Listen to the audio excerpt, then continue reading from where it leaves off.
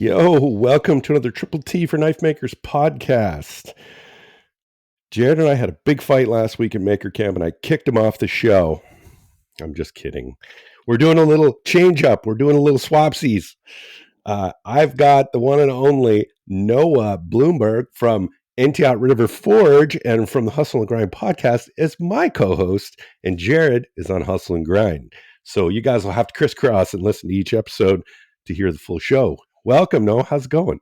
It's going good, man. Surprise. I'm not Jerid. I'm sure we're going to have some laughs no matter what. Oh my gosh. Yeah. Okay. So here's the thing, guys. We're doing a little bit of a swap here. Okay. So I feel really weird not talking to Ryan right now. It's one of those things. But so Jerid's over on Hustle and Grind. Both of our shows come out on Tuesday, so this is perfect. So you guys have one episode that you can listen to. Hustle and Grind is going to be pretty much business as usual. So it's, we do an interview show over there. If you're listening to the Triple T and you don't know, we do an interview show over there. Me and Ryan from Ryan Chadmore Knifeworks. And so Jerid is actually co-hosting that, and they're going to be doing their regular interview show. And I honestly can't wait to listen to it and see what they come up with. Me too. That's going to be interesting.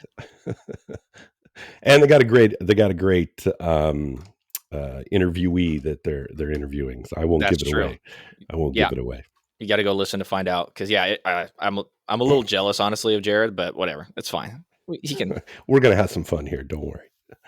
So and actually, we didn't have a Triple T podcast last week because, as usual, go to Maker Camp. I always seem to get sick either on the way to Maker Camp, and it kicks in. This time it kicked in Sunday, and I had that scratchy throat Sunday morning, and sure enough, Monday I was out of it.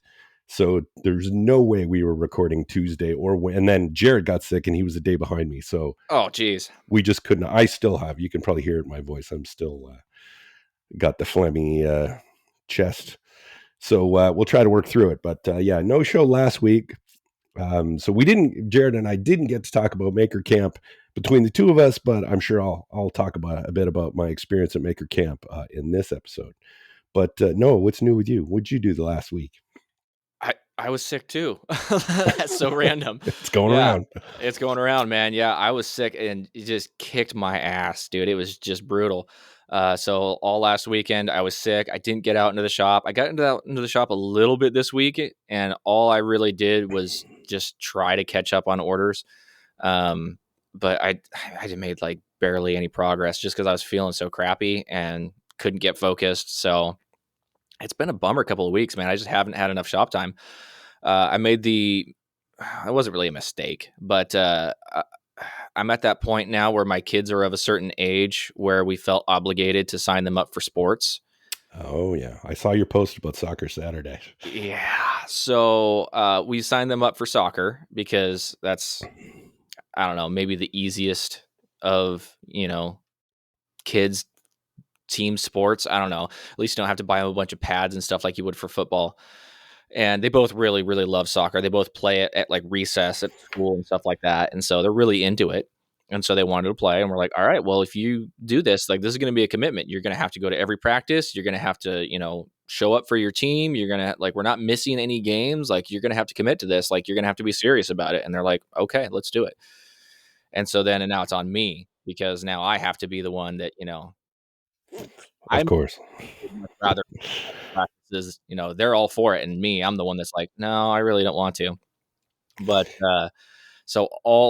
there is literally between the two of them, there's like one practice pretty much every day of the week, and then games on Saturdays. Oh, that's brutal. It's like all of my time other than, I full-time job, and I come home from work. I'm there for like maybe half an hour after work, and then I have to go to a soccer practice, and then we have to figure out dinner, which is late because we've just been at soccer practices. I'm like legit kind of like in survival mode, just like trying to like exist here. And how old are your kids again? 8 and 10. 8 and 10, yeah. So yeah, and they're both boys, right? Oh yeah. We had this. Yeah, I got two boys 2 years apart. Never did the sports thing, only because when they were little, we were like and my ex-wife, we were like camping every weekend or doing something every weekend. So there's no way that the sports would work because we were always off doing something. We were never home on weekends, so that never worked for us. Gotcha. Okay. But looking back, I wish it probably would have been better for them to be in sports. I'm not mad at it. It's just a struggle right now. It's a huge time commitment and an energy commitment because you have to schedule all these things and you have to do this and that and the other thing. But man, is it fun to like sit down and watch your kid play and like they're actually pretty good at like the game that they're playing and you get to like root for their team and you get to boo the other team and like I'm just kidding. I don't boo the other. Those parents, are you? Yeah, no, but I did meet one of those parents. You know, like the classic, like I don't know what do you call it? You know, The overbearing, over anxious parent kind of thing. The asshole sports parent. You know, the one that like yells at the other team, and like you can hear him yelling like fouls and like yelling at the refs and like all the other stuff. Like like he's got money riding on the game, like it's the most important thing, and not just like a kid's sporting event. Yeah, there was one of those on Saturday, and that was something else. Like it was a full-on argument, like between coaches and like screaming. I mean, it was. Yeah, and this is for 10-year-olds. Like you're that serious, but imagine if it was high school or something. Mm-hmm. Yeah, this guy's a real piece of work. I was like, wow, dude, really? Yeah. A couple of weeks ago, I went to my grandson's. He's 5, right, and went to his little soccer game, and it's like a hornet's nest around the ball, like because like they don't have they're 5, they don't have the concept of passing, right? So it's like they're all literally like you could see where the ball is because there's like 10 little kids around the ball like the whole time around the field. It's very cute, very cute. Everyone's trying to get the ball out, but all it does is just keep hitting other people's feet, and it just like shuffles its way across the field. Yeah, it was fine, and it was the kids against the parents. I didn't. His mom played, but I was just watching, and it was pretty crazy. And one of the this is the crazy part. One of the dads, and it's parents against the kids. One of the dads is trying to score, like literally score on the kid. I'm like, you're playing against a 5-year-old, really? And he actually scored on that. I was like, don't be a dick. Oh my gosh. There's one in every group, I guess. Yeah, take it a little too serious, but yeah, I mean, I got back Monday. We flew back from Maker Camp, and then I had a bunch of orders that I knew I could not take. I figured I was going to be in the shop for like a half day because I had orders. I had like sand sharks to go out and a bunch of things, and so by 1:00 I was done and I went to bed. And then the whole week, it was throwing me off because Monday we traveled. So I kept thinking that Tuesday was Monday. And I'm like, okay. And I had a class to teach Thursday, Friday. So I literally only have Wednesday. And I have to finish my Apocalyptic Challenge video. I have to prep for the course. I have to, what was the other thing? Oh, and I had to do my video, my Thursday Triple T video. And I had to do all that on Wednesday, knowing that all day Thursday, all day Friday. So I just kind of annihilated myself and I just cranked myself up on drugs Thursday, Friday to get through the class. And yesterday was like, never got out of the pajamas and stayed on the couch. Nice. So it was rough. Oh man, I'll bet. That's a lot to pack into a single day. Those of you who are listening who have never edited a YouTube video have no idea just how much of a struggle that would be. Like, I mean, that is brutal. I edited probably 75% of it on the plane. Oh, that's good. Yeah. So I had to tape the cut test for the video and then like edit in a bunch of pieces, put the music in, stuff like that. So, I mean, it probably took me 2 hours, but okay. But I knew I had to do it all. I had to, actually, it was just taping, getting the cuts for the cut test, like getting all those clips. Mm-hmm. Which is like, that takes longer, like the setup and getting the shot right and then getting the beauty shots at the end. And so speaking of which, we should kind of probably mention the fact that the Apocalyptic Challenge is in full swing right now. And I've seen some really great entries on the Facebook page. Yeah, there's some really great ones. Dustin from Art of Craftsmanship had his at Maker Camp, and he went above and beyond and made 3 different weapons. I haven't seen his yet. Yeah, and he basically he like freeze framed one of the shots from Furiosa. And like at one point, Dementis or whatever throws 3 weapons on the ground and tells these guys to fight for the last position or whatever. I forget the scene. Okay. And he made those 3 weapons. Like it's pretty good video. Huh. All of them are great. They're all great.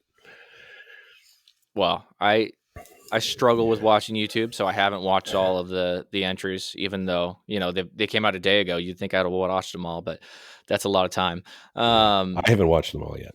Oh, okay. All right. Well, I did watch yours, and I don't want to like spoil this for the listeners because they got to go watch it. But like the amount of talking that you did in that video was intense. There was a lot there. There's a lot of information that you had to get across. I probably got more comments about the amount of talking in this video than any comment that I've gotten. Oh, really? Yes. I'm not surprised to hear that. Everybody, okay, I'm tried an experiment because I'm gonna talk a little YouTube knowledge here, but I talk in my videos. The specific reason I talk in videos is because I don't want people to fast forward. I feel like if I'm saying something interesting, they're less likely to fast forward and they're going to watch more of the video. It's that simple. The only downside of doing that is, and I don't like watching a video where someone is talking in a language that I don't understand. So that's the downside. You'll probably get more engagement from English speaking people, less engagement or zero engagement and views from non-speaking people. So I just tried this as an experiment to see, what are the geographies of the views I'm getting? Am I getting more views from, other geographies that don't speak English? And is that going to help my views? Like, it's too early to tell, but the video's actually not tracking that well. So maybe I'll re-release it. I don't know, with narration. That's really interesting that you say that. Okay. And I have an admission. This is the first of your videos where I actually did skip ahead to see what was happening next. That's interesting that you say that. It was completely subconscious. I've never done that with one of your videos before, but I actually did. I was watching it and I'm like, well, I know what he's going to do next. And so like I skipped, a little bit ahead because I was crunched for time to watch the video before I had to do something. And I just kind of like skipped ahead a little bit because I was like, oh, I'm not missing anything. I know what he's going to do in this next step. Right. So, see, it works. It works. You're right. You've been manipulating me subconsciously this whole time. Absolutely. As much as I can. So, yeah, that was the thing about the video. Also, I would have been up till 2 a.m, but doing the narrations for it, but yeah, which is fine. Sure. I'm usually doing that, but we'll see how it does. And it's just something different. It was a fun build to do that one. I probably straightened that blade. So heat treated it, warped like crazy. In the video, I show straightening it with a straightening hammer, which I probably hit. I'm not exaggerating. I probably hit that with a straightening hammer 5,000 to 10,000 times. Yeah, I'd see that because you hold the blade up afterwards and you can see all the dimples on it. Yeah. And it looks like a golf ball spread out across the whole thing. Or like more than a golf ball. It's ridiculous. It took me an hour and I'm like, ding, ding, ding, ding, ding, ding, ding, ding. Like it took me an hour to do that. And that was because I didn't do any bevels. I did all my bevels post heat treat. Yeah.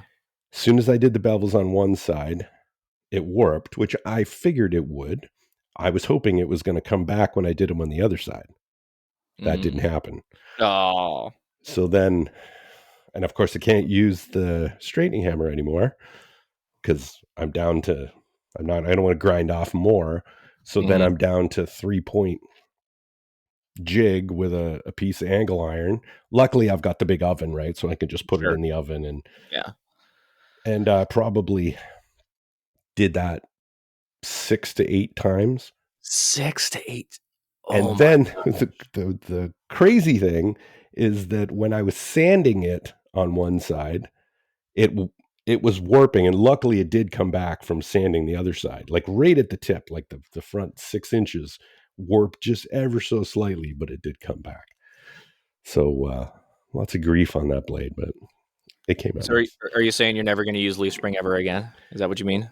Leaf spring is not my favorite.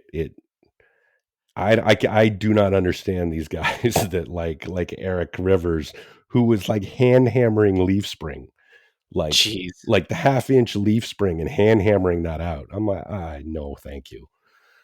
I mean, that Because was me when I first started out, because that's what I mean.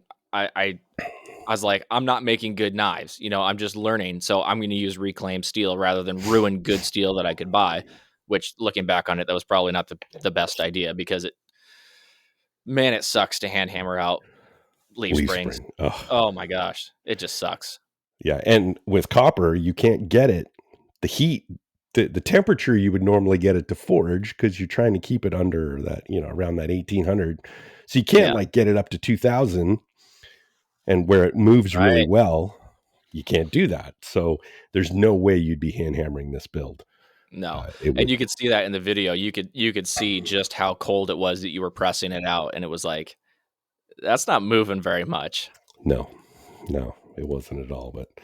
But it worked out, and the guard and everything else like turned on the lathe, and Mm-hmm. the little sprockets on the end of the guard and stuff like that. So yeah, the rest of it was fun. My favorite part of the video was when you were manipulating the copper pipe.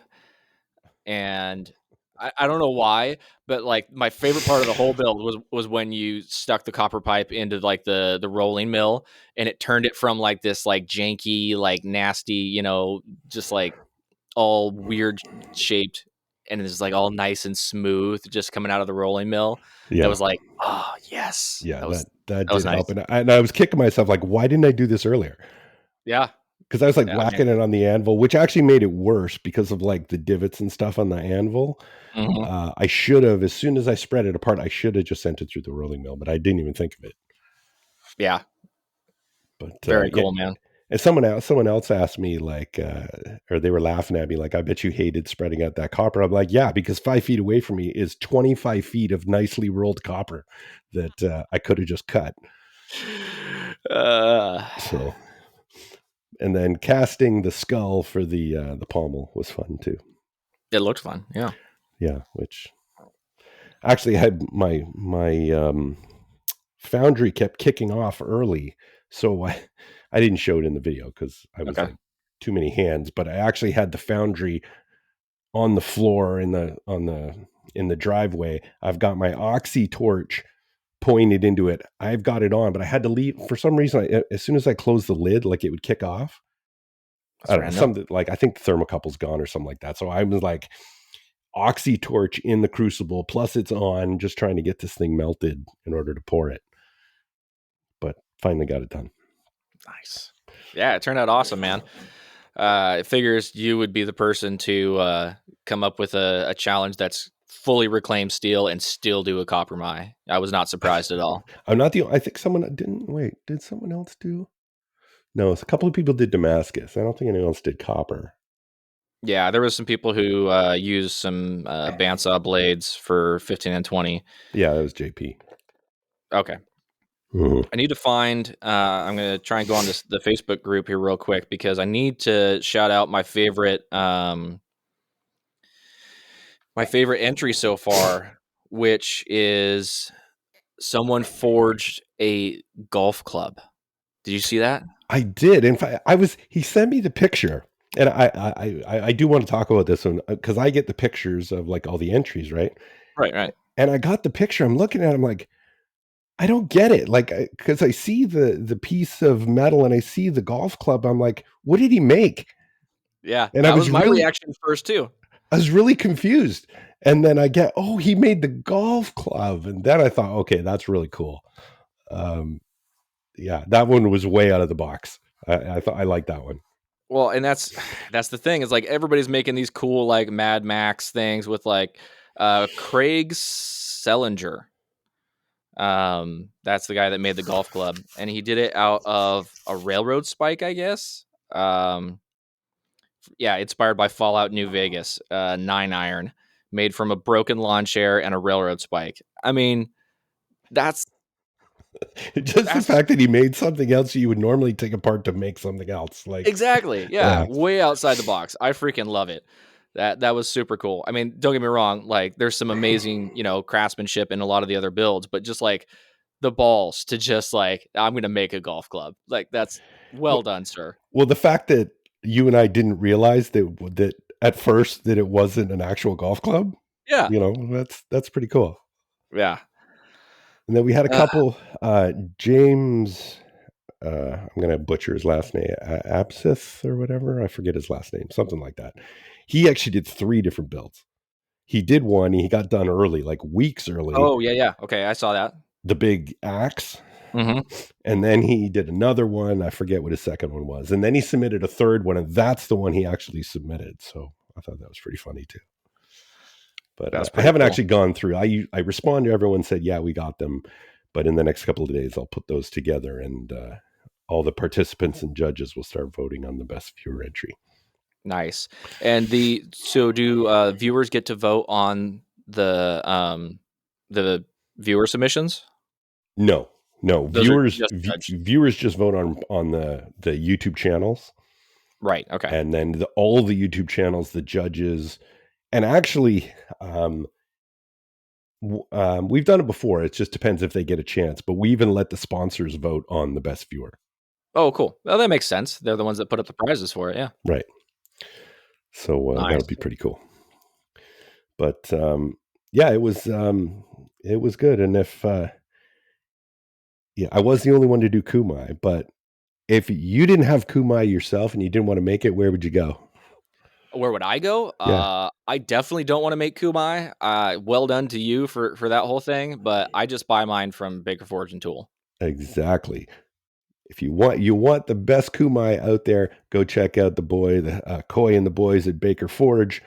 They got amazing dry, and I'm not going to say what the drop is because every time our show comes out Tuesday, it's always gone. Yeah. I think it's like some Riptide one this week. I forget. No, they came out with a new pattern. It's actually a diamond pattern. Oh, so it's called Bronze My Dam. Well, it's Dam Damascus Core. They call it Dam Core Diamond, and so it's literally just like a bunch of little tiny diamonds in a pattern that's been pressed into the steel and then ground off. So it's kind of akin to like raindrop, but it's diamond pattern raindrop because of the dyes that they use. Okay, it's more like a crisscross ladder. I've done that before with the diamonds, but smaller. Cool. Yeah, it's super cool. I'll have to look at that and get some inspiration. But folks, go check out Baker Forge. Use your discount code T10. Not that HG stuff. You want T10 for 10% off your order. Also, get the app and get the early drops in the app. And don't forget Gator Piss because it's the best merchant on the market. And even if you don't want to dabble in the copper mine and stuff like that, if you make your own Damascus like I do, you still need that Gator Piss because it is absolutely the best etch, and I love it. I use it on everything that I etch. I use that stuff. Cool. So let me talk a bit about Maker Camp and what that was. We got to get you to Maker Camp someday. One of these days, I'd love to make it. Yeah, it's just, for sure. Let's hear about it. So if you don't know, Maker Camp is basically like, it is a camp, meaning it's at the Blackthorn Resort, which you can get a cabin there. There's a lot of rooms, or you can tent camp. Okay. But be warned, it's October in upstate New York, so it can be really chilly at night. Sometimes it can get down into the 30s. I think the low was like 42, but it's nice. During the day was beautiful. It was like mid 60s, like just perfect weather for that kind of thing. But it's all a bunch of makers. We're actually, knife makers are by far a minority. Blacksmiths and knife makers, if you include all the blacksmiths, it's probably, I don't know, we were probably 15%, maybe 20. Oh, wow. But a lot, you name it. There was woodworkers, welders, ceramics, glass blowing, leather work, flint knapping, stonemasons, like any kind of maker you can think about, they were there pretty much. That's insane that all those different demographics are like in one place. Yeah, and usually every one of these tents has usually different participation things that you can do. And a lot of them cross, like you go to the welding tent and you get maybe one of these pre-cut. I think they had flowers, so you can make these flowers. So you go to the welding tent and they had them like plasma cut out of sheet metal, and then you weld it onto a stick, and then you go to the blacksmith tent and you heat it up in the fire and you bend the pedals, and then you go to the Broadbeck tent and you use the grinder and clean it up, and then you go to the powder coating tent and then like all of these different. It's a way for you to visit all of the things. So that was pretty That's cool. super cool. So here's the question that I have about Maker Camp, okay? Because I doubt that it's like a free for all type of scenario. So is there like some sort of like sign up thing that you have to do to get involved with these different projects? Like surely you can't just walk into a tent and just like pick up a hammer and start forging, right? Yeah, there are specific times for the, like, hey, they're going to do the, the leather tent had, like, you could make a little leather koozie. And there was specific times, like, okay, at 2:00 and at 4:00, and they only had so many people. So you had to get there early and get in line if you wanted to do that little event. Gotcha. Okay. But That's it's usually free. how it went. It is kind of free for all though. Like if you have a ticket to Maker Camp, you show up and you can participate in all these different things as long as Yeah. you get there at the right time. Yeah, absolutely. That's And so cool. in the first year I went, there was no cost. The only thing I found that you could pay for was there was these basically prefab crosscut cutting boards, Mm-hmm. and then it's basically pre-shaped and glued, but it's not surfaced. So then you would go to the guy and he would say, okay, what do you want done on it? And he would, on the router table, on like a big, not a CNC router table, but a big router table, and he would do the edges and sand the top and put the whatever, the grease, Groove in there and yeah, everything. the groove, and make it look nice. And they were $20, Jeez. like for a 12 by 20 cutting board. Really nice. Like, I don't mean just plain wood. No, Like I'm picturing it. That's yeah, amazing. yeah. And I turned a pen the first year, which was cool. You pick your little wood Ooh, block and you turned it on a wood lathe and stuff like that. Last year we did, Jerid and I did flint knapping and made arrowheads, which was fun. I'd it's never like done every that kid's before. dream right there. Right? Yeah. Yeah. This year, being as it was my third one, didn't do too many events. Like to watch a lot of the demos. Josh Prince did a demo of Forge, not just Forge to finish, Forge to sharp. Mm-hmm. Yeah. Basically, he only sharpened it. He didn't even grind bevels on this knife. Yeah. That sounds like An Josh. integral forge to shape, or forge to sharp knife. Recco did a bunch of demos on Damascus and what am I trying to say? Material management, like how Mm. much to use. And some really good talks. Jay Nielsen was there. He did a talk on like a open question session. Doesn't sound like they're taping new episodes. Forge and Fire, by the way, if you were interested. They're Mm. only airing the ones they already have. So that was interesting. But the most fun of Maker Camp for me is at night, because unlike Blade Show is like, okay, you go to the bar or whatever and you chat with friends, but at night you can continue, like, all of the Broadbeck tents open till midnight, the forging tents open till midnight. So we started forging like 8:00 Friday night, and we were in the Broadbeck tent forging a knife. Um, Me and actually one of my students went, and so he and I were forging a knife, and Josh was forging a knife at the same time Friday That's night. cool. So that was really fun. And then Saturday, Brent Smith forged his first knife, which was an integral. Oh, okay. So it's not like he was ambitious or anything. Yeah, right. It gets better. So Okay. Brent and Jerid at the same time are forging integrals, being helped by Lawrence, Maritime Knife Okay. Supply. We'll talk about them in a second. So Lawrence, who's also we always say Lawrence is also a knife maker. So he's helping them with the integral. Brent's never forged anything before. Jerid has, but never an integral. And then beside them, Morocco and Cody Santos, they're forging integrals beside them. So I'm like, oh, Brent, no pressure. You're only forging beside Morocco. Oh, that's brutal. Well, Yeah, how do they turn out? I mean, I gotta great, know. great. Um, we were using the Broadbeck power hammer, Oh, which cool. is it's a smaller power hammer. You couldn't do Damascus with it, but it's great for forging blades. Yeah. Um, uh, I think it got a little away from Jerid at one point, and it screwed up his part of his knife. And then Sunday night, he ended up fixing that, but it got a Oh, little. cool. He had to change the design a little bit. But Brent basically forged one of his, I think it was thicker clipper, one of his models. I'm pretty sure it was a thicker clipper, but I could be wrong. Maybe it was an albatross or something like that.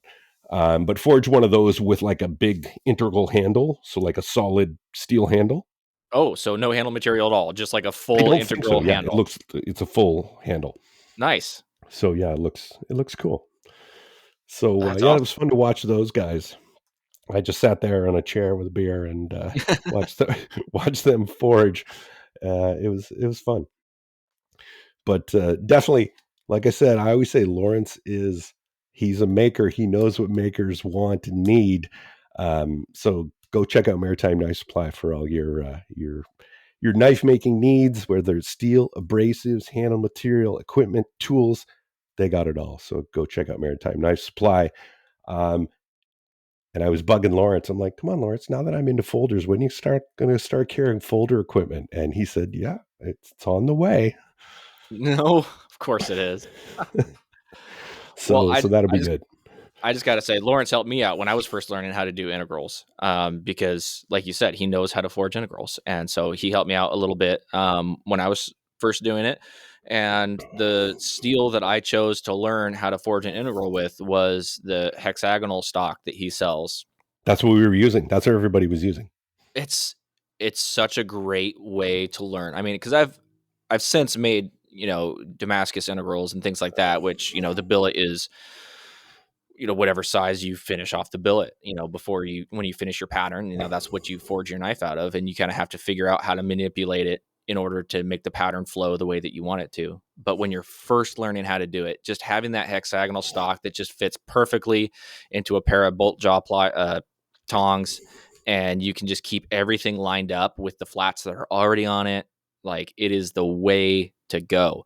And I mean, there's nothing wrong with a mono steel integral. I mean, it still looks beautiful. It still looks great, and it still is balanced in a way that I like personally. I love the balance of an integral because it's just so much easier. You can just adjust that bolster however you want it to have that balance.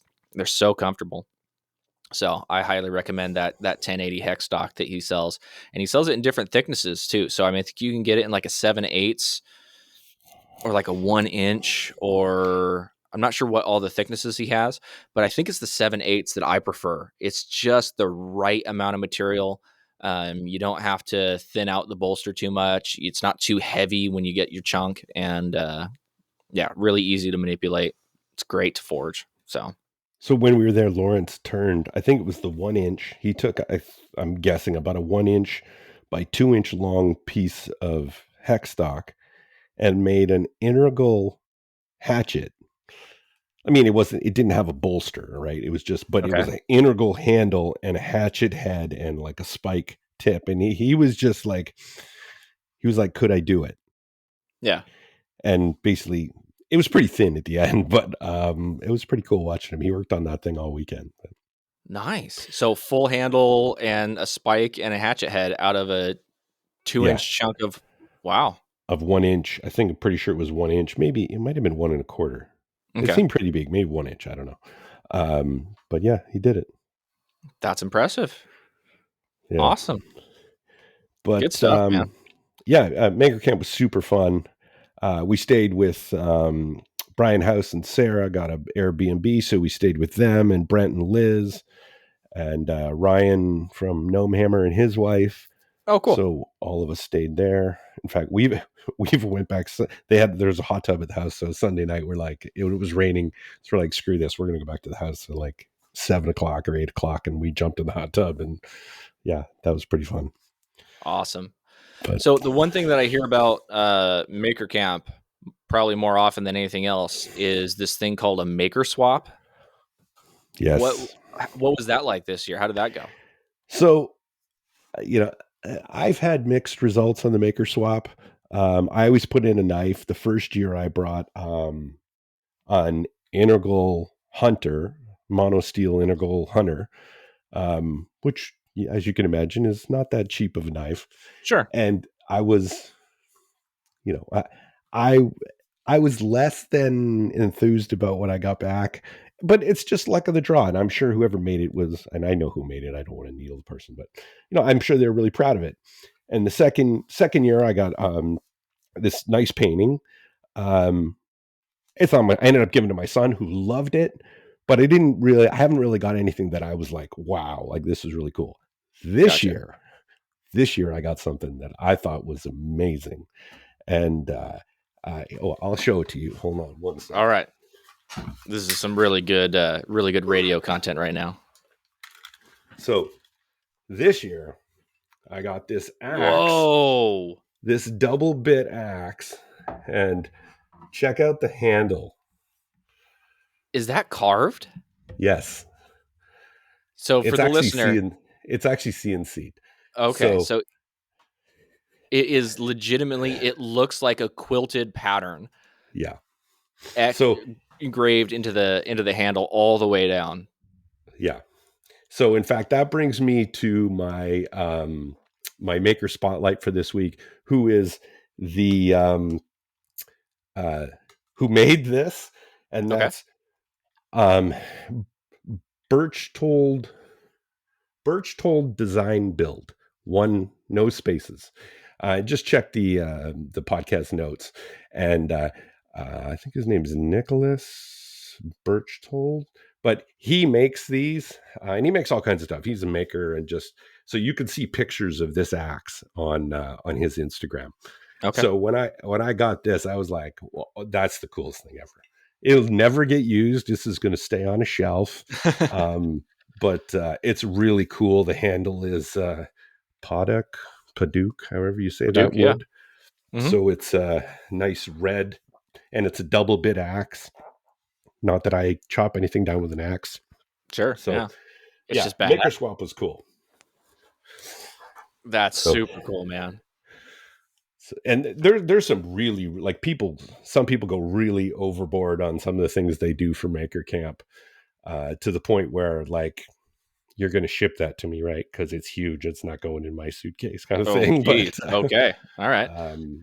But this luckily just barely fit in my suitcase, so it was pretty cool. Not a carry-on, I'm guessing. No, definitely a check bag. That's super cool, man. That is awesome. Well, I'd say that, like you said, it's just kind of luck of the draw. You bring your best, and eventually it all, it kind of all works out in the end. And it sounds like I'd say that happened. Yeah, you go enough times, it averages out. That's how it works.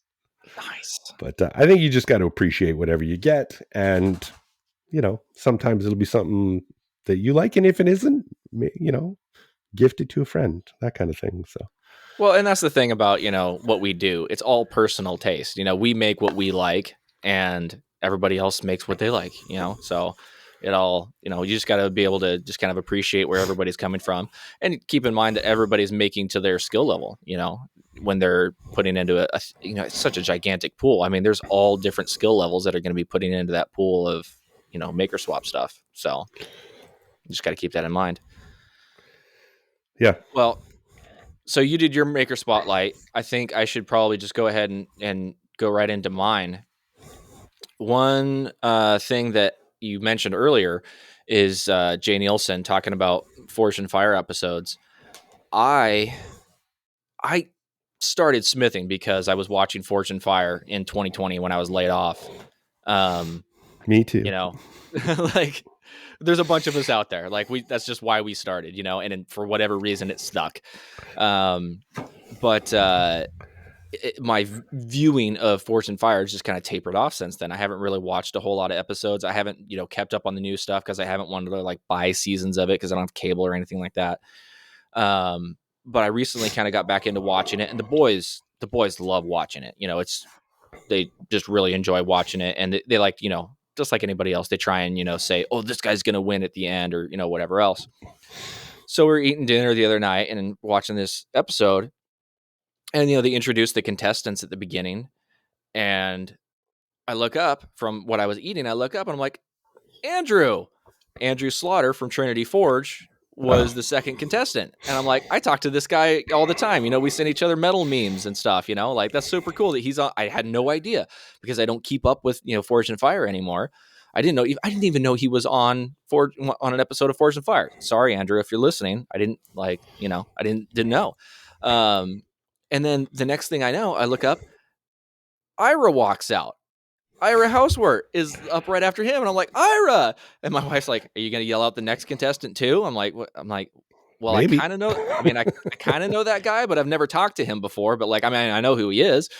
But yeah, so it was Andrew and Ira standing right next to it. It was like one of the funnest times that I've had watching Forge and Fire because I know these people that are competing. It was great. And I was like, oh man, I feel sorry for everybody else that's on this episode because Ira's going to win. Like, it's just, I mean, for those of you who don't know who Ira is, he is an amazing smith. And like, he's a blacksmith. Okay. Like he's not really a bladesmith. He makes blades on occasion for fun. The rest of the time he's forging sculptures of elk to go onto fireplaces, or he's literally building bridges, literally, you know, that sort of stuff. And he just makes some of the coolest artwork down there in Colorado. And so I wanted to shout out Ira because I feel like I don't think enough people know just how skilled of a craftsman he is. And he just does some of my favorite work that I see out there is done by Ira. And you know, he did this cool thing a while ago where he was like burning spots onto the side of trout. And he just, you know, he does these amazing metal sculptures, and he did, you know, they just turn into like bicycle racks. It's like, can you imagine like walking through a city and seeing that cool of a piece of art that's just there for you to chain your bicycle up to? Like, that's just unbelievable. And, you know, spoiler alert, if you guys watched that episode, like I was right, you know, I won, you know, it's not surprising at all. Excuse me. So anyways, I just wanted to shout him out because it was super cool to be able to see him and Andrew, people that I know, competing on the show. It was super awesome. And of course, he did an awesome job. And I just love his work. I just one of my favorite people whose work I just enjoy seeing because he does some crazy out of the box stuff with all of his different sculptures and things that he does. So yeah, that's what I got. I actually thought for sure he had been a Maker Spotlight on the show before. I know we've talked about him on several occasions, but it looks like he was never been an actual Maker Spotlight. So it's good that you called him out. Okay. Awesome. And Ira has over 67,000 followers because just the stuff he shows on Instagram just goes viral for some of the reels he's put out about doing, the pours of aluminum and different things that, just really cool stuff. Like, even if you're not in our sphere at all, it's cool to watch. Maybe I misspoke when I said he was underappreciated. Then I didn't know he had that many followers, but yeah. Well. Yeah. Like when he does those sunflowers and like just really cool artwork stuff. So very cool. Yep. Either way, still well deserved. So yeah, like you say, even if you're not into it, like he's got something that he's making that everyone will appreciate. Yeah. So I've talked about Maker Camp. I wanted to talk about the run you did, and I'm going to get this Stilico. How do you say that? You got it right, Stilico. Okay, the Stilico. So how did they do? You sold those out pretty quick, right? I still have a couple left, but yeah, Okay. no, I did great. I had a few that were actually pre-sold, and I didn't really advertise that, but I was doing this as kind of like a first run. I've never designed a knife before, where before I put it up for sale, I went around and found as many people as I could to put it in their hand, and I was specifically looking for non-makers. Because makers, as you know, like we think about things differently than customers. We just do. And so I put this in the hands of specifically hunters because it was designed to be a hunting knife, and people who do just other random stuff, And I got really, really good feedback, and probably the most positive feedback that I've ever gotten on any knife that wasn't just like superficial, like, oh, hey, cool pattern, or things like that. Like it was a very utilitarian knife that I was designing, and I wanted it to be made for a specific purpose, and I actually got feedback on it that was exactly the intended purpose. I wanted a knife that had a full size handle, but it was a really short blade that was easy to manipulate when you were using it for game. And people, that was the first thing they said. It was like, oh, this would be perfect because it's small enough to where I can manipulate it, but I can still get a good grip on it. And it's just an evolution of the first time I ever tried to make an EDC. I made it like a little 2-finger thing, and I did it fat, and I did it with no handle scales. It was just bare steel I drilled some holes in the handles for weight, and I made it like 1/4 inch thick, and I just made it like a chisel. Just like, you can't destroy this knife. You can use it for prying open boxes. You can use it for batoning through stuff. Like, just wanted to make it bulletproof and cheap. And those were really popular. I sold a lot of those back in the day, but I just didn't like the way that it cut. Like, it's just a chisel. Like, I struggled with getting an edge on it that I was satisfied with. Like, yes, technically you could shave hair with it, but you can't slice anything with it. Like, it's too bulletproof. Yeah, a little too much like an axe wedge kind of thing. Exactly.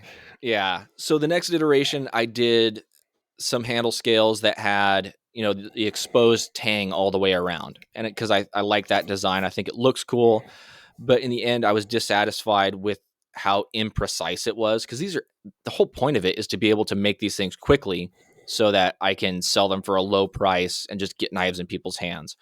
And I spent so much time trying to get the exposed tang perfectly even all the way around, get the radius on the tang even so that it's comfortable in the hand, and it just turned into this thing where I decided I hated the knife. I couldn't get the kydex right. It sucked. And so I wanted to just completely go back to the drawing board, and I was inspired a little bit by one of your videos where you used a router to router the handles. Mm-hmm. Yeah. And I'm like, one of the things that I spend a ton of time on is I love facets, and I love making my handles like intricate and creating facets and spending a lot of time making them perfectly even, both sides. And I wanted to just make a quick and simple knife. And so 1/4 inch G10, router the sides, hit it with a slack belt, hand sand it for 5 minutes, and it's done, And with the bolt-on scales, I spent so much more time on the process of this knife than even really anything else. Was I wanted the process to be something where it was easily repeatable, that I could make a lot of these and sell them for a low cost, because I wasn't spending a bunch of time doing it. I could just knock them out, and it was just a really easy, repeatable way to do it. How big was the batch again you did of this? It ended up being a total of 11. My goal was to do 10, but then I had one person that wanted one that was in a specific color, so I just did an extra one in that color. And so out of the 11, I only have 2 left, so I can't be mad about that. It was super great. Yeah. So how was your experience on the batching? Do you like it? I hate it. I really wanted to love it. I think the mistake that I made was I tried to do too many. I think I am comfortable, and I know people are going to laugh at this, people who do like big batches and stuff. I think 5 is the appropriate batch for me. Yeah. I think I'll do 6 so they're in pairs, but okay. Yeah. I can't do more than that. I think 5 is, I think I have a tiny shop. I'm part-time, and so I'll spend an hour in my shop, and that might be all I get for the day. well, I need to be able to get one full process done in an hour. Otherwise, it screws me all up. So if I can go out there and shape 5 handles, and that's what I got done for the hour, I feel accomplished, you know? So and heat treating, I think, is the biggest bitch.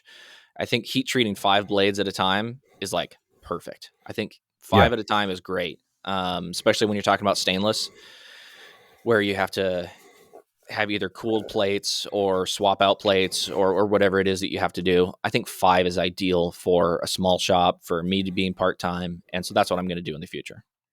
Yeah. And 5 and 6 is just enough where, because what I do when I set my oven, if it's whatever, a 15-minute soak, I'll set my oven for like 25 minutes. And then at the 15-minute mark, I'll start taking one out. Right. And so the oven is still on for the rest. Yeah. Well, you got to think the last one has been in there. You know, if you do more than 5 or 6, that means the last one's been in there like twice the time as the first one. Sure. So it's growing some grain. It's not the same quality potentially as the first one. So that's the other thing I worry about doing these large batches where you're heat treating them one at a time and not like what Gunstone's doing with like taking it out and quenching the whole batch, which is really cool. But obviously you can't do with stainless. Yeah. Well, I have worked out a little bit of a system. So I have the house-made rapid quench, and I can fit 5 of those stilicos in those plates at one time and get a good heat treat. That's cool. So that is what I was doing with that. The problem is that then you have to heat up the next batch. So you can heat treat 5 at a time. Then you have to do whatever with your oven. You got to do 5 more, and then in the meantime, half an hour. Yeah, exactly. Yeah, and so you literally have to set aside an entire day for heat treating, because then your oven has to cool down. You have to temper them all. I mean, it's a whole day. So anyway, the tempering itself is, I do tempering so that I'm set up. Honestly, much to my wife's dismay, I still do all my tempering in the kitchen oven. Do you really? I do, just because I never wait for I should get a even heat tempering oven. So I can do them in the shop. But no, I'm usually in the kitchen oven, and I come in around dinner time or after dinner, and then I know I'll do 2 cycles, and then it's right about when I'm ready to go to bed, and the second cycle's done. So, wow. Some people would say that is not a good temper because the temperature of the oven is not consistent enough. It's a pretty good oven. It's a Viking oven, so it's really, I have the temperature gauge for it, so I know it's really accurate. So it's fair enough. It's pretty accurate. All right. Well, good for you. But no, my oven. It's a bougie oven, man. That's all I'm saying. Yeah, Ryan's not here to razz you about your bougie oven, so I have to. He would. I couldn't get away with it. When I first started, I was using canola oil to quench carbon steel in, and so I could get away with tempering knives in the oven because it just smells like French fries. Parks 50 does not smell good once you stick it in the oven in the kitchen. Just wash it with dish soap first. There's still some, I don't know. I never still got some it, smell. My wife would tell me. Okay. All right. Well, maybe I was doing it wrong.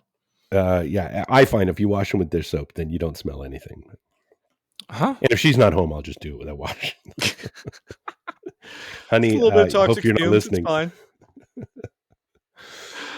But yeah, anyway, it does. It is a whole day. I mean, I usually set up so I'm doing something else, and I'm like on the side, I'm heat treating knives because I know that's. Of course, yeah, you have to. Otherwise, it's just a waste of time. Yeah, and the last batch I did was chef knives. Hence, I meant one at a time because I can't really fit 2 of those in my quench plates at a time, and even doing 5 of them, and of course those got to be hand sanded. So doing 5 of those was like, shoot, I did 6. Hell yeah. Well, at least you have your little machine to help you hand sand them. Yes, yeah, I'm sure that helps. It did help, especially with the hollows, with the S grinds in the center. Oh, that's right. You did S grinds. Yeah. S grinds and tapered tangs on every one of them. So damn. Yeah, pain in the butt. What was the? How come you did the taper tanks? Just I just for love taper tanks. I think it's a cool effect, and yeah, and I don't have to have to worry about like extra weight relief holes or any of that stuff. I don't like grinding the hollows in the handles for those because they tend to warp because you never get them precise on both sides. I used to do that.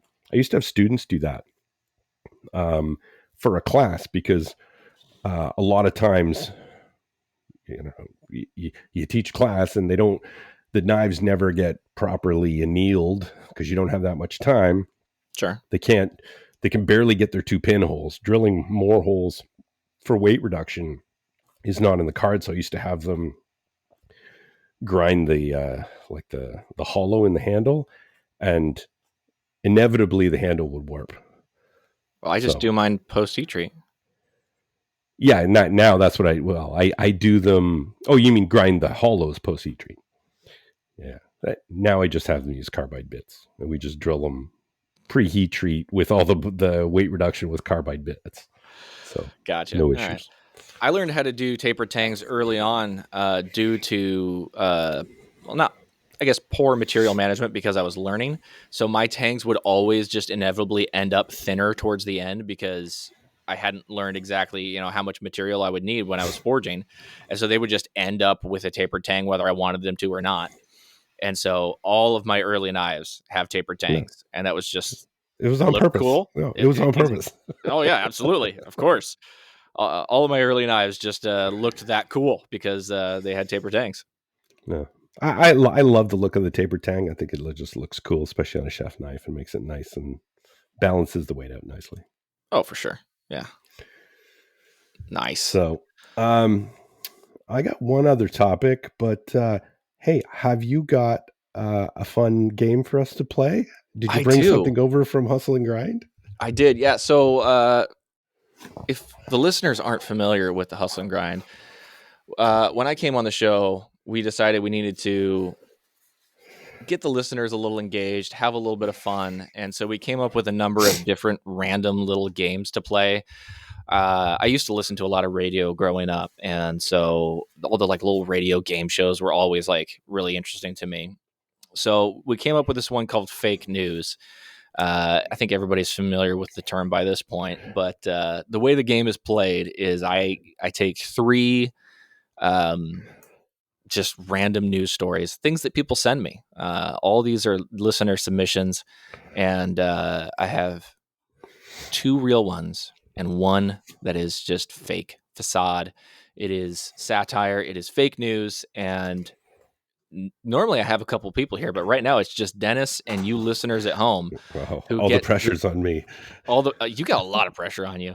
Who get to determine which one of these is the fake news. So, all right, got 3 news stories. We begin, and I'm just going to read the headlines straight how they are. I lost 125 pounds and decided to get a divorce. Woman who changed her life after she saw a Bigfoot is suing California after national park officials say it was just a bear. Okay. That headline is all over the place, but I do believe it's California, but okay. Lots of ins and outs there.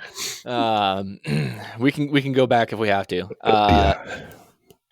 Joyrider flies private jet through the eye of Hurricane Milton. And lastly, large section of Canada loses power after stranded man cuts down power poles to draw attention to himself. Oh. Okay, you can give me some details on these, especially the first one. Okay, so the first one. All right.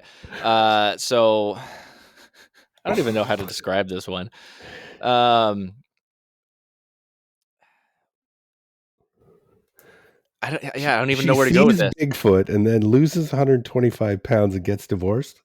Okay. I don't even know, man. This is all over the place. She lost 125 pounds because seeing Bigfoot changed her life.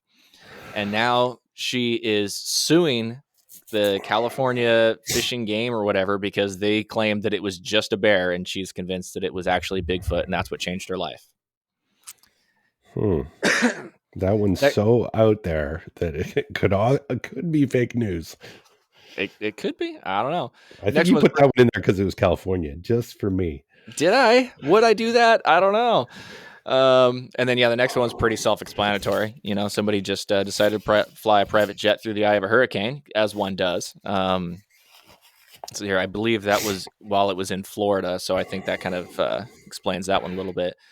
And then, I think, was it half the province or like all of the province lost power in Canada because a stranded man chopped down a power pole. Didn't say what province? No. Huh. So, okay. Oh. See, here's my thinking. The first and the last you definitely put in for me because there's Canadian content and California content. Yes, there is. You spent so little time on the second one. I don't know why, but that one's jumping out at me as fake news just because the other two are so detailed.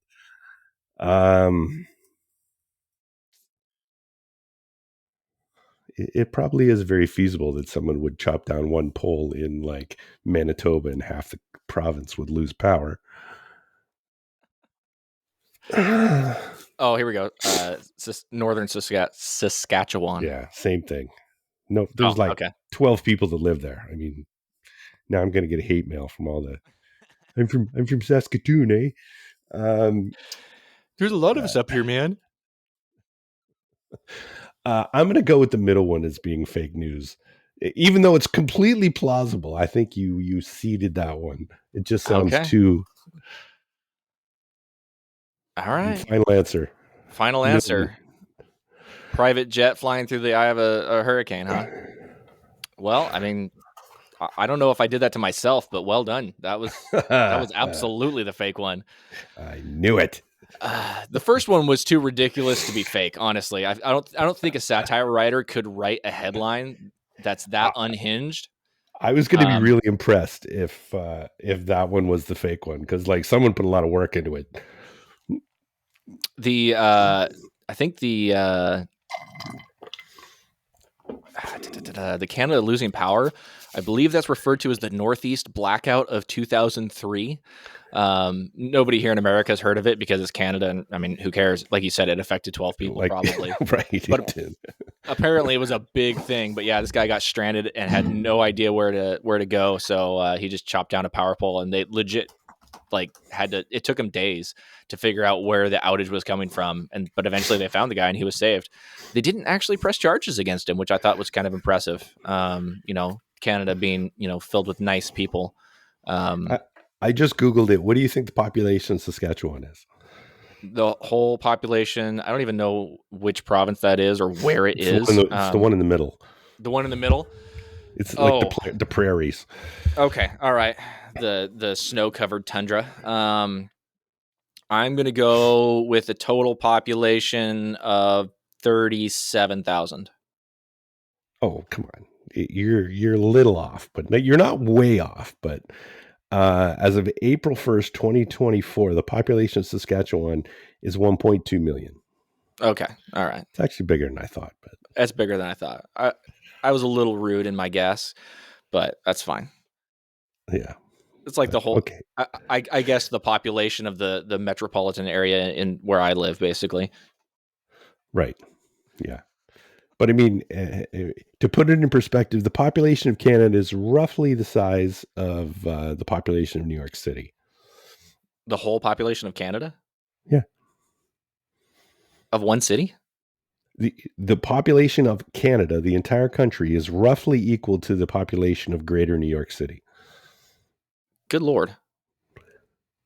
That's insane. Yeah. There's some big cities in Canada, though, I thought. Toronto's like 3 million, maybe 4. That's a big city, in my opinion, but I live in the middle of nowhere, so whatever. Yeah, population of Toronto is 6 million. That's the largest city by far. When your largest city is only 6 million, Well, let's see. Population of Canada, since we're on here. Well, let's just go ahead and find out. We need to know. The people need to know. The listeners aren't going to Google this themselves. 40 million. Wow. Okay. Yes, and New York is... Okay, sorry. New York is 20 million, so it's half the population of New York. But they used to be much closer. It used to be like, maybe it's New York State, but whatever. Okay, gotcha.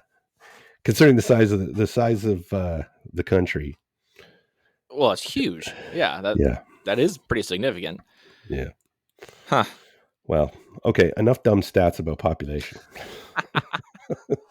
But that was a good one. But you did not fool me.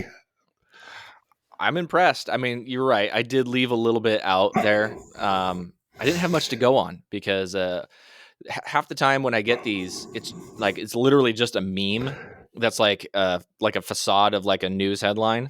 So there's no real like content to it. So I kind of have to make up content to make it sound real. And I guess I didn't put enough effort into that one. So yeah, there wasn't enough on that one to make me think that. Yeah. All right, good. Well, thanks. That was fun. We'll absolutely see how everyone else did. I want to see if you're going to be on with Jerid next week. Let's see if Jerid gets it. Ooh, that's right. I got to come up with a good one for Jerid too. Yeah. I'll have to think hard. I'll go through my stash of stories. I'll come up with some good ones. Yeah. So I have a topic I want to talk about, but that one might go a little long. So what other items you want to cover this podcast before we get into my last topic? Okay. Well, the only other thing that I had a couple different things that I was going to talk to you about, but I think the most important one is I was going to ask you got your Bowie tattooed on your arm. What's next? Yeah, I don't know. I tattoos really got to speak to me, so I'm not going to rush into just putting another knife or hammer or something on my other arm. Okay. So I'm not in a hurry. It won't be in the next 6 months or a year. Probably it'll probably be a little while before I put another one. But I do have plans. I am going to get one in the same spot on the other arm. I just don't know what it is yet. Okay. Because for me, I got the first one that I got was the tongs, and as soon as I got the tongs, like it just like bit me like a bug. I'm like, I gotta get more. Like there's But that gotta wasn't be your first tattoo, was it? My first tattoo was my wedding ring, which I got when I was 22 or 23, and then my first tattoo after that was the tongs. So I have this weird, well, not weird, but I've always had this idea where it's like, if I want to get a tattoo, I'm going to think about it for a year. And if I still think it's a good idea, I'll get it. Well, I was 34 before I finally got my tongs. So that tells you how many random ideas I had over the year that I just decided not to do. And I'm glad I didn't. But the tongs was one that I came up with when I first started forging. So back in 2020, I came up with the idea of getting, the tongs on the tong hand and the hammer on the hammer hand, which I thought was really cool and original at the time. And then I, started hosting a podcast and found out that it's not original at all. And I wasn't the first person to come up with that idea, but I still went ahead with it anyways, because it had been 2 or 3 years and I still wanted to get it. So I was like, all right, I'm just going to do it. I follow the same recipe. If I'll wait, and if it's not something interesting to me in a couple of months later, a year, same thing. It's got to mean something. Yeah. So, I mean, shout out to all the different people out there who will just get random tattoos and they can just accept it. And even if they don't think it's cool later on, they just like, it's whatever. It's what I did at the time. And now it's part. And, Ryan's like that. He's got tons of tattoos and he'll just get tattoos for fun. Good on him. That's just not the way that I can go about it. My brain just won't allow me to do that. So but I also think once you get 15 or 20 tattoos, like 16 or 21 tattoos it doesn't really matter, right? Okay, that's a fair point. Yeah, like once you reach a certain point, it's just kind of like whatever. But yeah, and then the hammer was really, I didn't, I wanted to wait until I found out, I wanted to get a hammer that I really, really liked. And then the first time I bought one of John Norwood's hammers, I bought a crossbeam. And I just quickly found out that was the hammer that I was always reaching for. I was like, I just loved that crossbeam. And then I picked up one of his rounding hammers because I know there's going to be some purists out there who will talk about the fact that, back in the days, they didn't have rounding hammers and the cross peen was the only hammer that they had. And it's the traditional blacksmith tool. But I really like a rounding hammer for blade smithing. I'm not a blacksmith. I do too. I love a rounding hammer. And so I got that one on my arm because as soon as I bought that rounding hammer from him, that's the hammer I use for almost everything. I didn't expect that my tattoo artist was going to be so detailed that she put, because he numbers all of his hammers, and she put his maker's mark and the number of the hammer on the hammerhead on my arm. So, but that's fine. It's cool. I did message him before I got it. Was like, hey man, just so you know, like I was thinking about getting this tattoo. Are you cool with me putting one of your hammers on my arm? And he's like, dude, go for it. That's badass. So, I absolutely love it. And, just take this opportunity to mention that, I'm sure everybody's heard what happened to John at this point. But his GoFundMe is, as of this morning, just shy of 125K, which That's I great. think is phenomenal. And, everybody has, everybody's gotten something from the knife making community, and the opportunity to give back is always great. I think that a lot of joy in life comes from giving. I think that receiving is great, but you just can't live on that alone. And I personally get a lot of joy in my life from being able to give as much as I can. Not to a detriment, of course, but when I'm capable of doing it, giving back to what I've been given. And I think the fact that everybody's come together to support somebody who is very deserving of it, like John, has been super awesome. So I just wanted to make that positive note on there real quick. John's a great guy, and he's had a terrible thing happen to him. We all want to see him back on his feet, but John is one of those guys you just want to have a drink with him. You want to every time. I always find him at Blade Show. We always have a drink. We always have a great laugh. He's so cool to be around. He's really has an infectious attitude and humor to him. He's always in our challenges, and is the only person in all of the challenges we've done. He's the only person to have beaten me in a challenge. John Norwood. That's right. Yeah. So he's a great guy, and I love him, and we all hope him and wish him the best. And I hope they double that number and he gets to 250. Absolutely. Yep.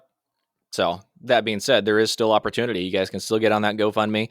And the other thing is that Maggie, I believe his sister, is posting updates on that GoFundMe. Yeah. So if you guys want to know what's going on with John, he's posted a little bit in his stories now that he's, up and around now. I saw some stories from him the other day of him going back and kind of picking through what used to be his shop, which was really sad. But, there's been some really positive stuff as well. So go check out that GoFundMe. Even if you can't, even if you just aren't capable of giving to it, check out the updates. It's a good way to keep updated with it. Yeah. And his hammer, I got a lot of hammers. They're on a couple of different anvils for classes and stuff. But on my main anvil, I got John's hammer because it's a rounding hammer, which I love. Yep.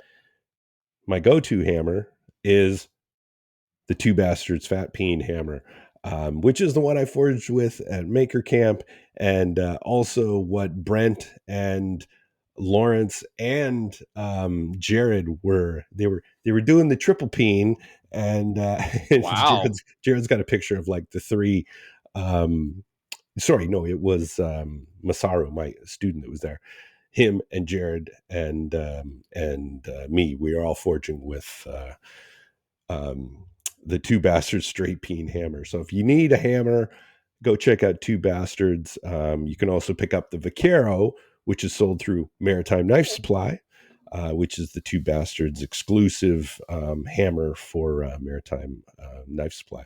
So go check out Frank and Nita over at Two Basterds, Texas Smithy and Supplies.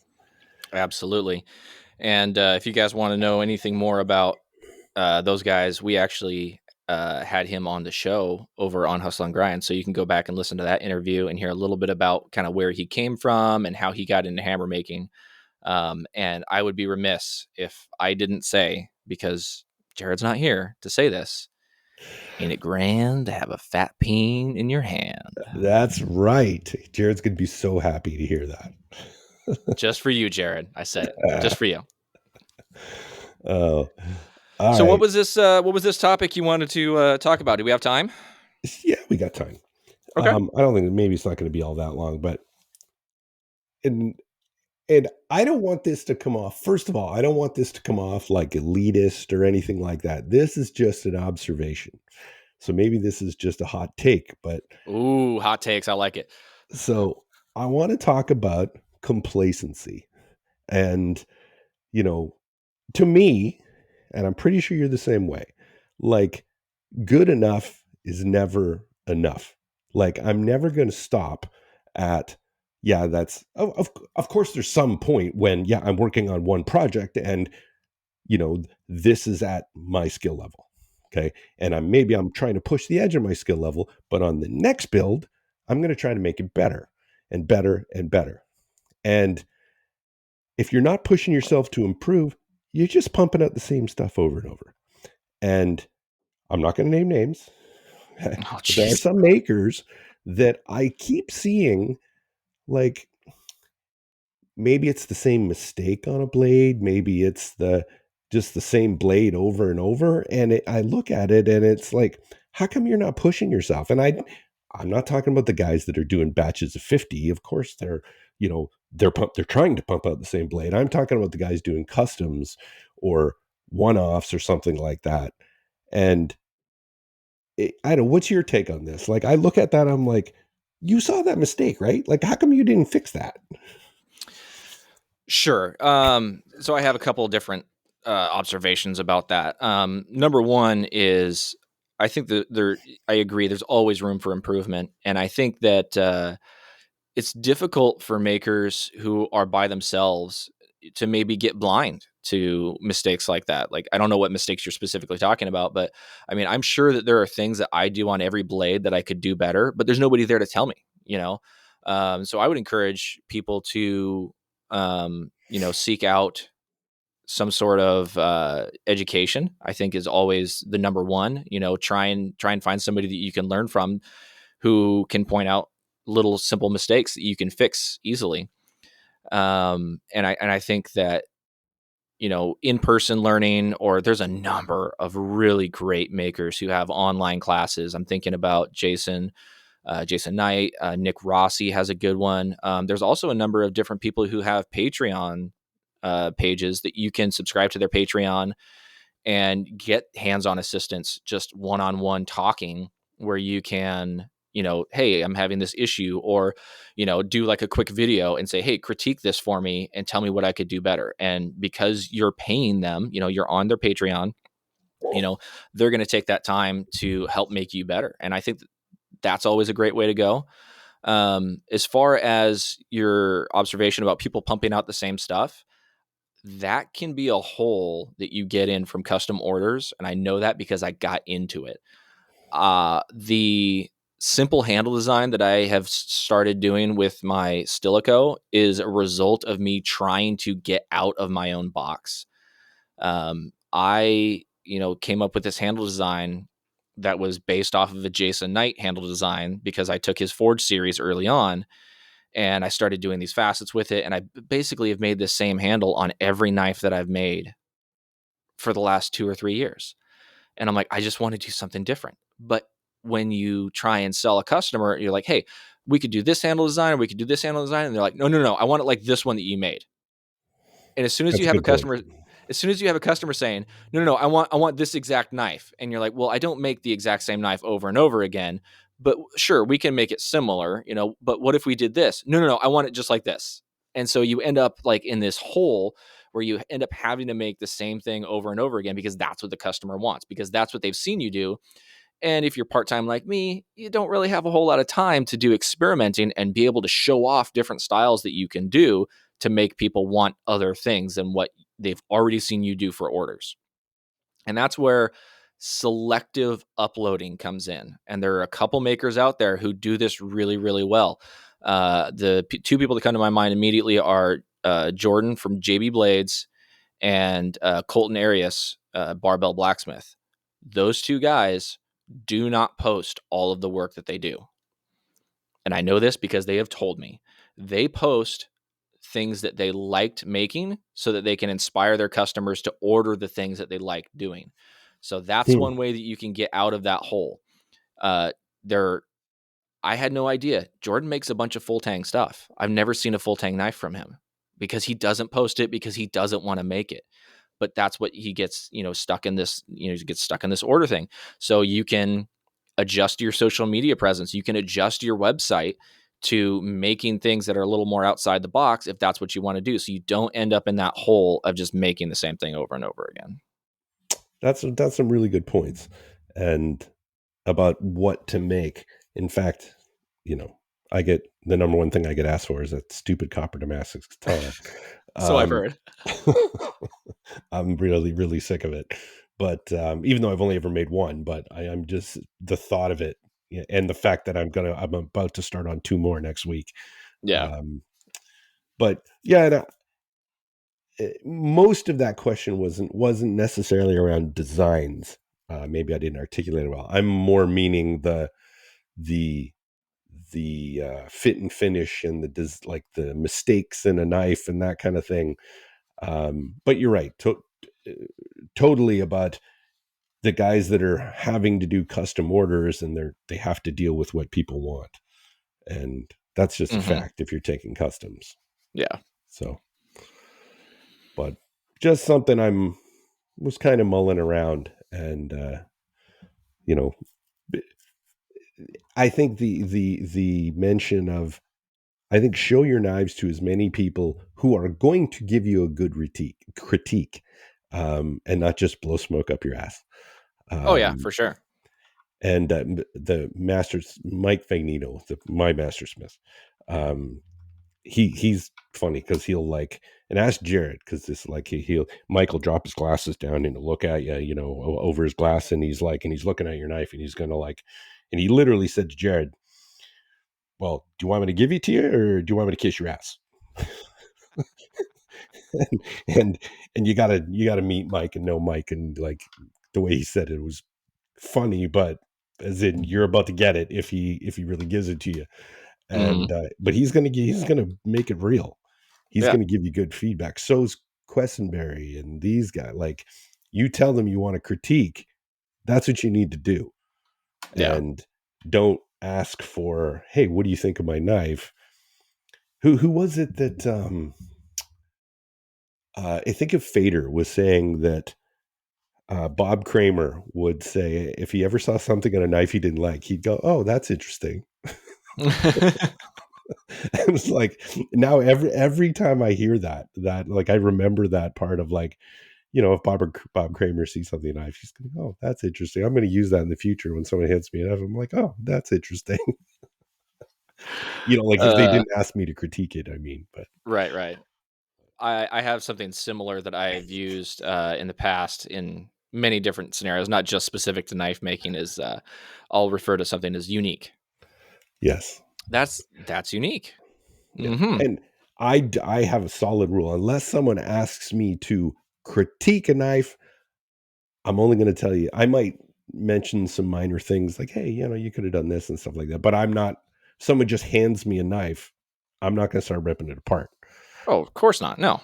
Unless they ask me specifically to do that. Right. No, if somebody hands me a knife and doesn't say that, I'll tell them all the things that I like about the knife and hand it back to them. If they, like Jerid at Blade Show handed me one and he's like, "All right, here we go." And I'm like, "What do you mean, here we go?" And he's like, "Give it to me." I'm like, "You want me to give it to you? You want me to critique this and you want my honest feedback on every single aspect of this knife, just so we're clear." He's like, "Yes, every single thing." I'm like, "Okay, here we go." And that's a totally different conversation than if, you have to be ready for it. Yeah. And coming from me, I mean, I'm not anybody really who can really critique a knife, like some of the people you were talking about, but still you have the different mindset for each. Yeah. And I think some homework for everybody is go take one of the knives you're most proud of, and go get it critiqued, honestly. Go ask someone that you respect. Send me a picture. I'll gladly do it. Anybody. You're opening up the floodgates there, man. I've done it for patrons many times. And I've gotten on the phone with people and gone through knives. Happy to do it. But don't be complacent. And if it's stuff, the worst part is people that are told something's wrong with their knife and still don't fix it. That's when, as someone looking at knives, that's when you stop giving them critique, because they don't take your advice anyway. But that's what we call an asshole. Are you familiar with the term asshole? Yes, I am. Yes. Someone asks for advice but never takes it. Yes, and they constantly ask for advice, and it just never changes. It never has any effect, but they're asking to the degree where it gets annoying. I've worked with many assholes. Yeah. All you people out there, if you think we're talking about you, you should think about that. No. Denis is talking about you. I'm just here. I think what Denis is trying to do is be encouraging. Like it's I've said it many times on my show. You are not good enough, and I mean that in the most positive way possible. And I mean that about every aspect of your life. You are not good enough, but that is encouraging because it gives you something to strive towards. You could be a better father. You could be a better husband. You could be a better knife maker. And that should be an encouraging thing. It shouldn't be a critique I'm not blasting you. It gives you something to strive for. We need that in life. If we get complacent, we die. Like that's just what happens. So having something to strive towards, having a goal to move towards is essential for life. And I'm not just trying to sound like Jordan Peterson here and talk to you about, like a certain way that you're going to have to live your life within this paradox where there's monsters and dragons. And then, in some real sense, what you really got to think about is the goal that you're moving towards. But really, in some real sense, I think, it is important to have goals and ways to improve in your life. And I think that's what makes life enjoyable, is having those goals and stuff to move towards. And it's at every level. It's not just the new makers that need to. Everyone, you, me, Morocco, everyone has to not be complacent with where they're at. And hearing the Morocco did a really good demo at Maker Camp, where most of us, if you're tiling Damascus, here's a great example. We all think, yeah, you just cut it on 35-degree angles and you tile it out and you press it, and that's how you make mosaic. And he challenged everybody. He's like, that's not how he does mosaics anymore. He doesn't tile like that. And he went through the whole reasoning of why he doesn't tile like that and where he gets distortion and why he goes for these little micro billets. And this is like next level thinking for knife makers, where, and it's a perfect example of not being complacent with the only way to get a mosaic is to do a tile weld and overlap the tiles. And that's how you do it. So yeah, don't be complacent, get out there and improve. I myself just learned folders. I'm still a novice at folders. I'm not selling folders. I made 3 and just finished the folder course. I'm showing you guys the basics of how to build folders. I don't think I'm an expert by any means. I'm just taking you guys along for the ride. Have you had a chance to watch that series at all?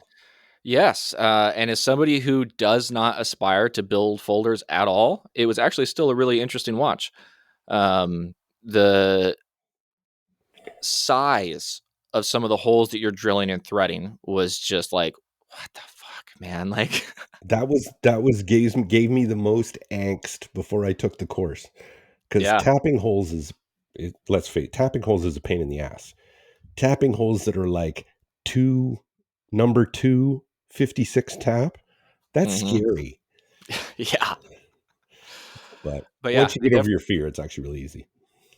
well, maybe one day, maybe one day I'll see. And I think I agree with you with, you for yourself, you went and took a hands-on course. If I was going to learn folders, I would probably want to do the same thing. I don't want to be in my shop by myself watching your video, trying to do it myself as much. I mean, I think I agree. I videos, think your everyone should go videos, take a course. I think your videos are great. And I think that for a certain mindset, they could watch that video and come out with a really great folder. It's just not me. I feel like I would definitely have to see about coming down to California and learning that, firsthand. I think that would be the only way that I would really be able to get into it.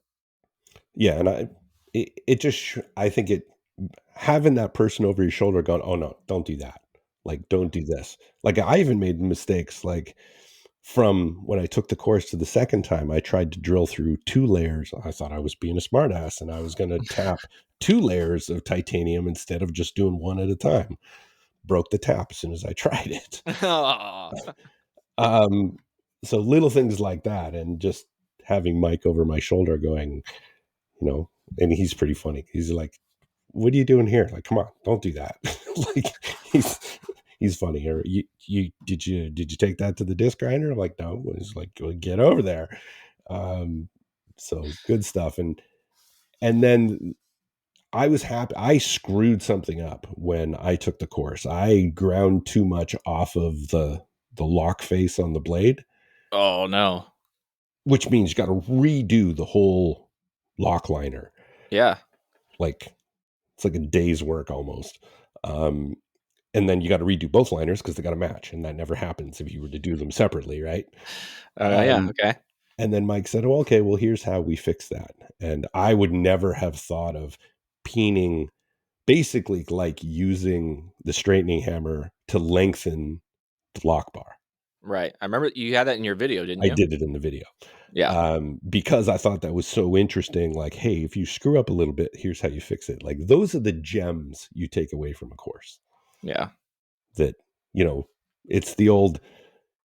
I used to play a lot of poker, and we used to say, like, the old success is a terrible teacher. Just because you won this hand doesn't mean you played it well.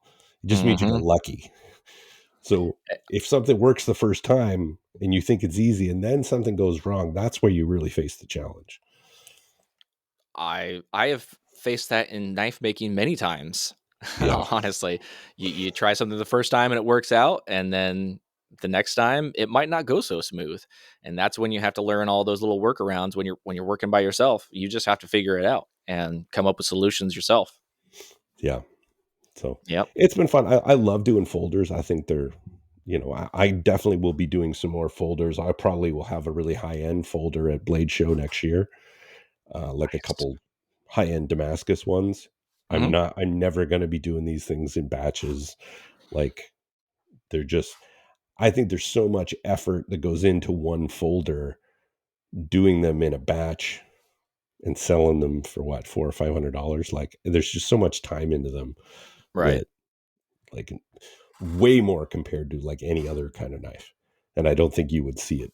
You wouldn't get it back unless you're charging thousands of dollars for it. Exactly. Yeah. Almost to the point where doing a high end folder that you can justify the cost a little more so is the only way to really get an ROI. Yeah, exactly.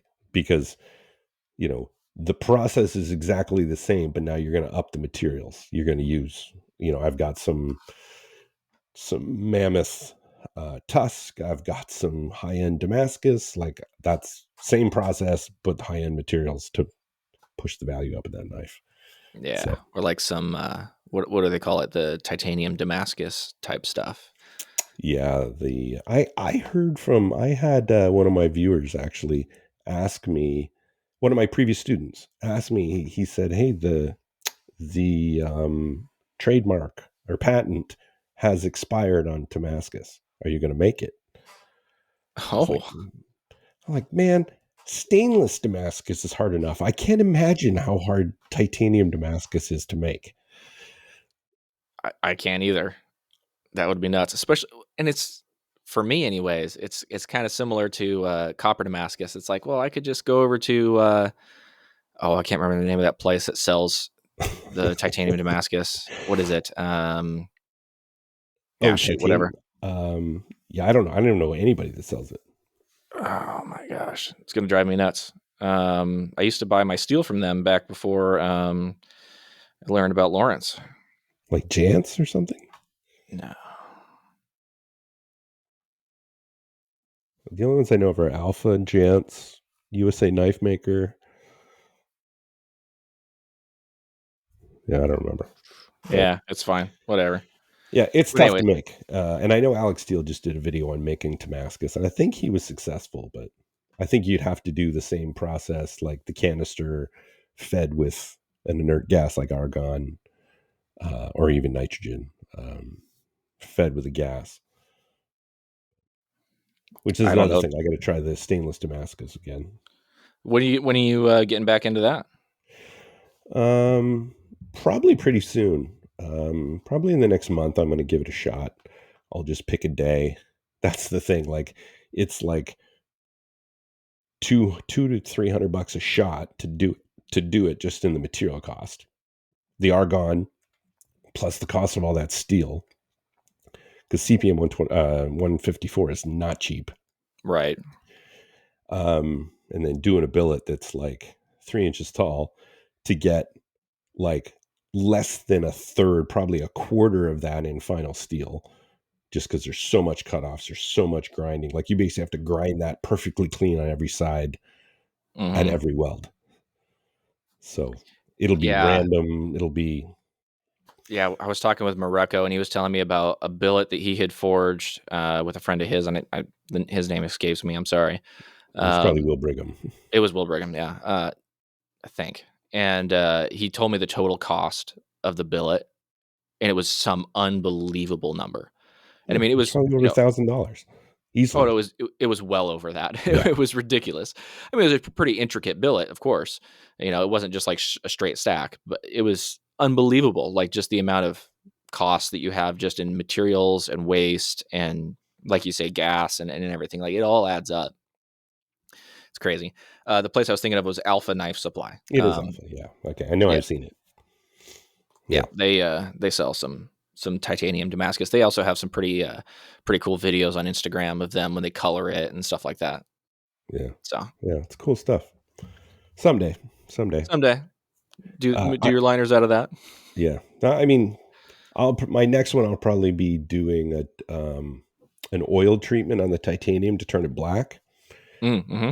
Um, so that I have black liners with um, Damascus, and I still have a cutoff of the gold Damascus. Do you really? I do. I've been keeping it for 2 years now to do a folder. So that'll be Oh my gosh. that's probably going to be what's depending if I get my button gear, but that's probably going to be one of the knives, one of the folders I have at Blade Show next year. Well, and then you're gonna have to do gold inlay Of course. as well. Of course. So So we'll see. We'll see how it goes. that's gonna be super cool to see, man. Yeah. Yeah. And I still have a piece of the cladding.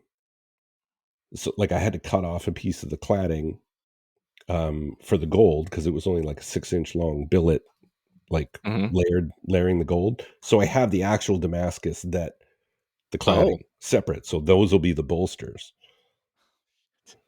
So that's gonna be awesome, dude. it should blend pretty well. And then it's a half feather. Yeah.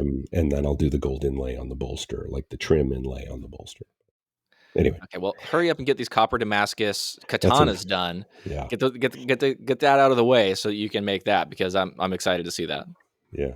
Hey, I'll end the show. I've had a couple little things. So this week's Triple T, I'm going to be doing the update on the F1 Ultra laser, Mm-hmm. and I'm going to talk about all the accessories. So really cool. So if you guys are looking for a laser and it's a fiber laser, and if you're looking for accessories, there's some really cool aspects to that, especially the conveyor, which I think is really cool. And the auto detect, like you can just throw business cards and it'll detect the rotation Yeah. and so you don't have to like place them, and that's cool stuff. But doing that video, and then after that, I don't know if you saw what I was grinding the sword with in the Apocalyptic Challenge video. Did you see Oh, that? I saw. Yeah. So that one, I'll be doing a video showing off that attachment, which I'm very excited about because that is like right along the lines of how I grind bevels.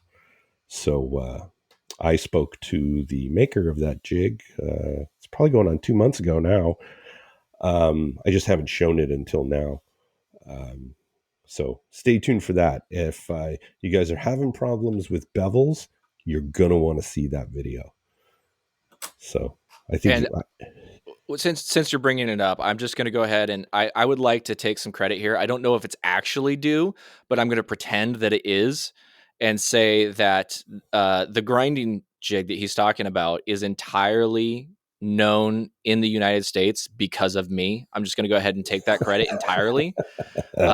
Because previously it was only known in Austria until I brought it up on a podcast with one of the designers, one of the people who put it into being, and that's how it became known to these shores. So I don't know if it's actually true, but I'm taking credit right now, and I want you all then to know take that. credit for it. Okay. Hopefully this just makes it. I just think I'm not getting anything up. I mean, he gave me the jig, but I'm not getting anything of it. I'm not getting a cut of sales or anything like that. So I just think it's really cool. When I teach people grinding, I teach people on the rest.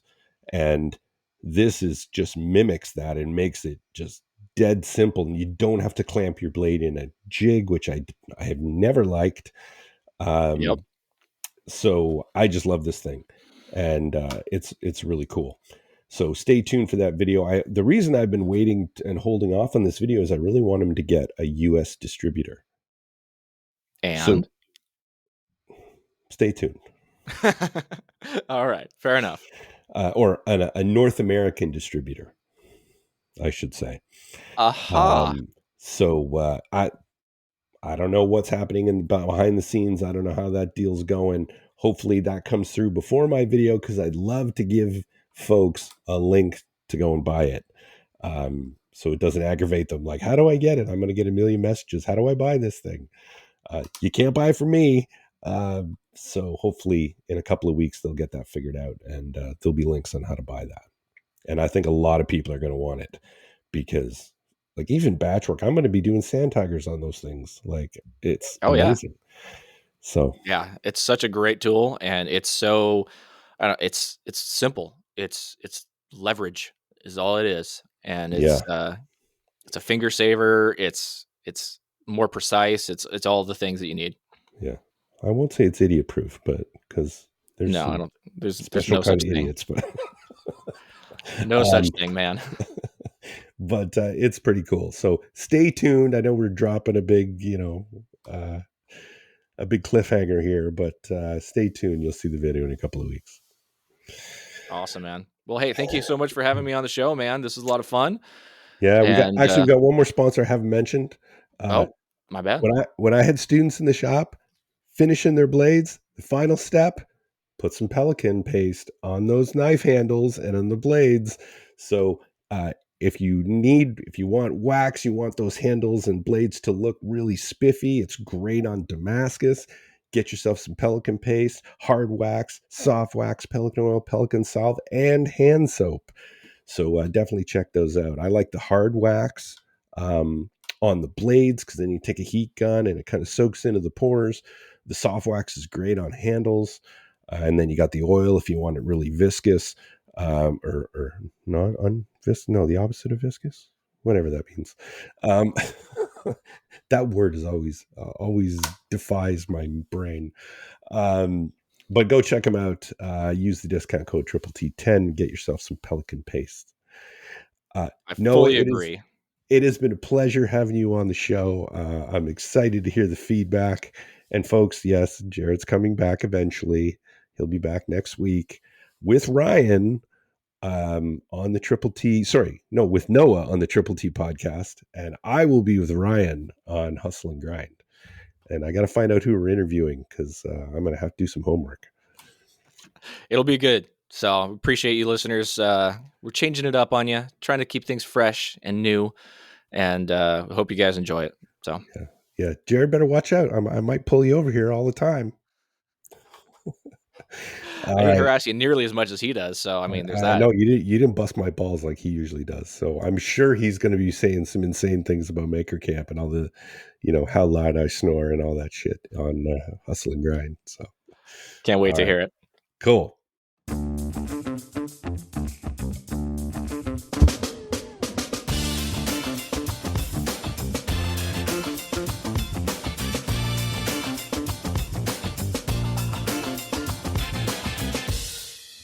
That's a wrap.